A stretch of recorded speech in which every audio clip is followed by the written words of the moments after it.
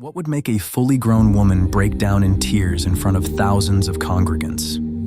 As the man of God was ministering during the prayer line, he came across Sister Julie Taison from 𝘁𝗵𝘁, Zimbabwe. 3 short times. Be loose! Be loose! Be loose! What happened next left many in awe as the power of God moved mightily at the arena of liberty. For 3 long months, Sister Julie Taison had been bedridden and unable to walk. She had been battling severe hemorrhoids and persistent spiritual attacks that left her in constant pain, weakness, and emotional distress. What was once a normal life had become a daily struggle. In a remarkable display of God's power, her healing was brought down after just one encounter.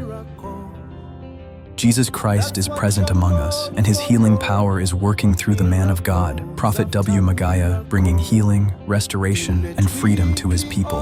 Overseer, what has happened? Talk to me. What has happened there?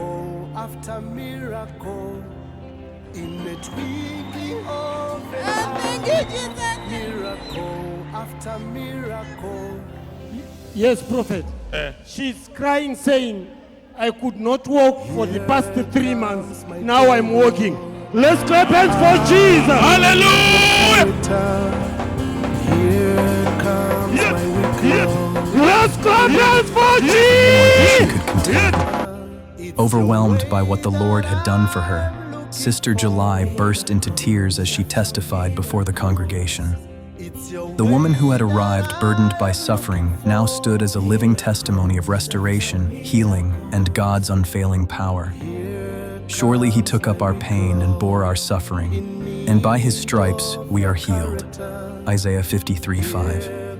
What seemed impossible became possible through the power of God. Of your character, it's your way that I am looking for.